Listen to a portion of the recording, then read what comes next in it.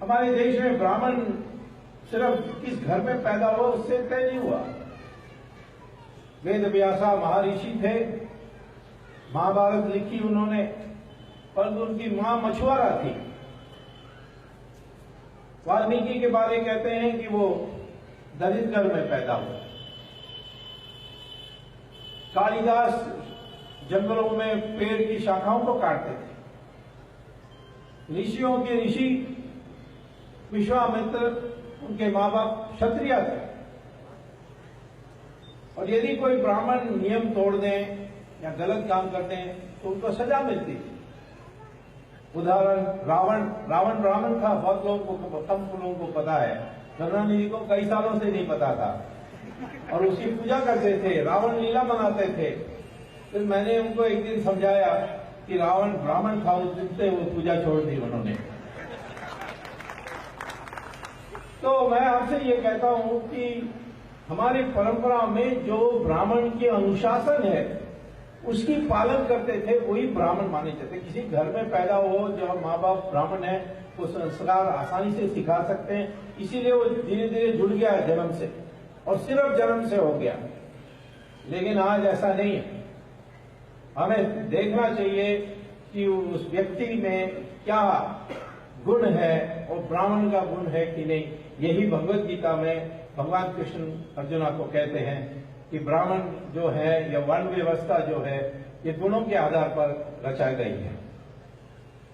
मैं कभी कभी लोगों को बोलता हूं कि हमारे देश में एक महान बुद्धिजीवी थे, उनका नाम था डॉक्टर भीमराव अंबेडकर।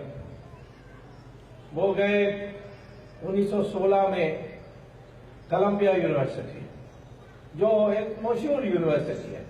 4-5 अमेरिका के बहुत मशहूर यूनिवर्सिटीज हैं, हार्वर्ड है, स्टैनफोर्ड है, कैलिफोर्निया है, उसमें कोलंबिया को भी बहुत बड़ी स्थान है।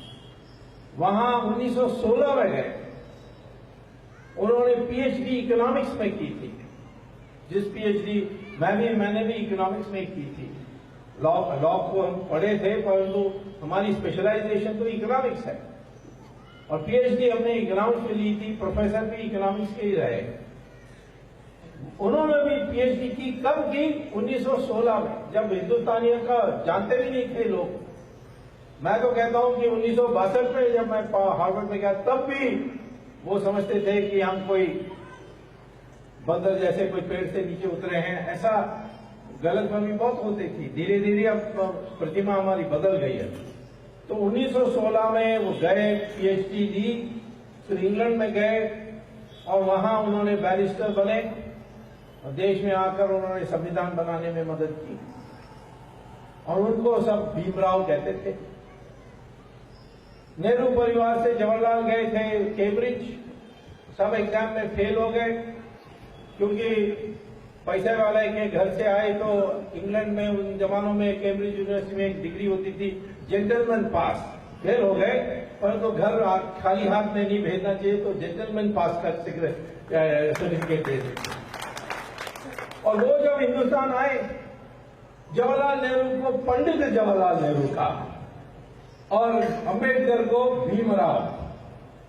यह अन्याय है, कहना चाहिए वास्तव में तो पंडित तो अंबेडकर थे और जवाहरलाल ही थे।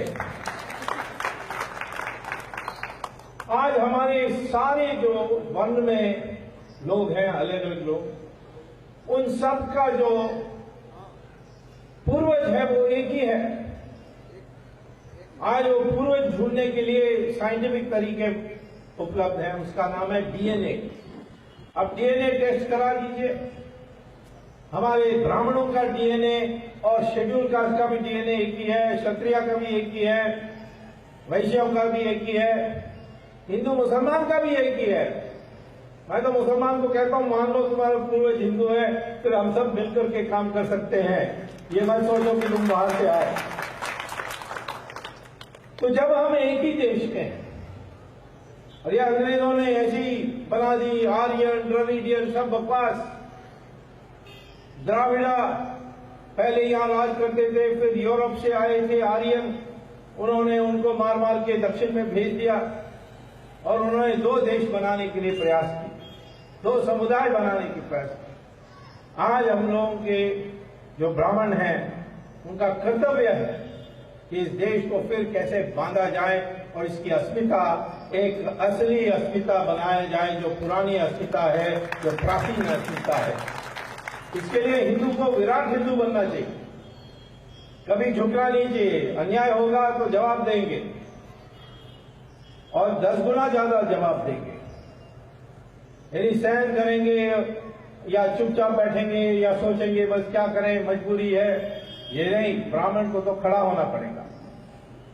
और मैं कहता हूं कि पहली चीज आप सब लोगों को सीखना चाहिए कि हमारी वास्तव में असली इतिहास क्या है। इतिहास जो पढ़ाया जाता उससे तो लगता है कि हम फिरते रहे। हम भी वो कॉन्वेंट स्कूल से पढ़कर आए तो हम भी यही सोचते थे। बट अमेरिका में जब गया, पीएचडी लेने के बाद प्रोफेसर बना, तो मेरे क्लास में एक सऊदी अरेबियन स्टूडेंट था। उसने मुझसे कहा कि एक सवाल मेरे दिमाग में है, मैं पूछने चाहता हूं। मुझे यूनिवर्सिटी में सऊदी अरेबिया पूछते रहते हैं और आपसे भी पूछने के लिए कहा मुझको। वो सवाल ये है कि आज हिंदुस्तान 80% हिंदू क्यों है? तो मैंने कहा यह सवाल का अर्थ मुझे समझा नहीं। उन्होंने कहा कि मुसलमान ईरान गया था जब ज़ोरोएस्ट्रियन वहां राज कर रहे थे, जो आज के पारसी हम बंबई में जानते हैं। वो राज कर रहे थे वहां, अग्नि पुजारी होते थे वो। उस देश की कब्जा की और 15 साल में ईरान को 100% मुसलमान बना दी। बगल में इराक, उसको 17 साल में 100% मुसलमान बना दी कब्जा करने के बाद। इजिप्ट को 21 साल में 100% मुसलमान बना दी। क्रिश्चियंस ने यूरोप को 50 साल में 100% क्रिश्चियन बना दी। लेकिन हमारे देश में 800 साल मुसलमान की राज, 200 साल क्रिश्चियन की राज, तब भी आप 80% कैसे हैं? ये मुझसे उसने सवाल किया था। क्योंकि इतिहास में हम लड़ते रहे, कोई लड़े हार गए परंतु कभी वीरता नहीं छोड़ी। राणा प्रताप घास की रोटी खाए परंतु झुके नहीं। शिवाजी जीते और उन्होंने राष्ट्र भी बनाया। शिवाजी के जो कमांडर चीफ थे मुस्लिम थे परंतु उन्होंने हिंदू राष्ट्र बनाई। विजयनगरम 300 साल चली। अकबर से औरंगजेब सिर्फ 150 साल है, परंतु हमारी इतिहास पुस्तकों में एक एक अध्याय एक एक मुगल एम्परर के लिए। परंतु विजयनगरम एम्पायर के बारे कहते हैं एक छोटा पैराग्राफ, दक्षिण में एक साम्राज्य थी विजयनगरम, इससे ज्यादा किसी को पता नहीं है। तो ये सही इतिहास हमारी क्या है? हिंदू कभी झुका नहीं, खड़ा रहा। और हर समय मैंने देखा कि ब्राह्मण या जो साधु सन्यासी थे वो आगे आए। विजयनगरम के लिए श्रृंगेरी आचार्य आए। आप जानते हैं शिवाजी के साथ हर जो राजा थे उनके पीछे एक ब्राह्मण खड़ा होता था, उसको मार्गदर्शन करता था। ये है हमारी कर्तव्य, देश के लिए मार्गदर्शन करने का। और इसीलिए मैं आपसे कहता हूं कि हमें गर्व करना चाहिए कि हम ब्राह्मण हैं, लेकिन जिस कर्तव्य ब्राह्मण का है उसकी भी पालन करनी चाहिए और निर्भय होना चाहिए। वो सही बातों के लिए लड़ना चाहिए और कट्ठा होना चाहिए। हमें एक वर्ण है जो सारा हिंदुस्तान में गांव-गांव में है, हर घर जा सकते हैं। जब बच्चा पैदा होता है तब भी ब्राह्मण की आवश्यकता होती है, जब देहांत होती है तब भी ब्राह्मण की आवश्यकता होती है। तो ऐसे जैसे शंकराचार्य सारे देश की भ्रमण करके उन्होंने शास्त्रार्थ से हिंदू धर्म को फिर पुनर्जन्म दिया, पुनरुत्थान किया, वैसे ही हमारे देश में आज एक हिंदू पुनरुत्थान होने की आवश्यकता है। और उस हिंदू पुनरुत्थान के लिए ब्राह्मणों को संकल्प करना चाहिए। इस देश में हम एक विराट हिंदू अस्मिता उत्पन्न करेंगे, जिसमें जो भी हमारे साथ हमारी पुरानी इतिहास और हमारे पूर्वज के आधार पर जुड़ने चाहते हैं उनको साथ ले जाएंगे। परंतु 80% होने के कारण हमें मार्गदर्शन सारा देश को देना होगा। यही मैं कहने के लिए आया हूं। मैं दिल्ली से विशेष तौर पर आया क्योंकि मैं ये बहुत महत्वपूर्ण समझता हूं और आपका पुरस्कार के लिए मेरा धन्यवाद।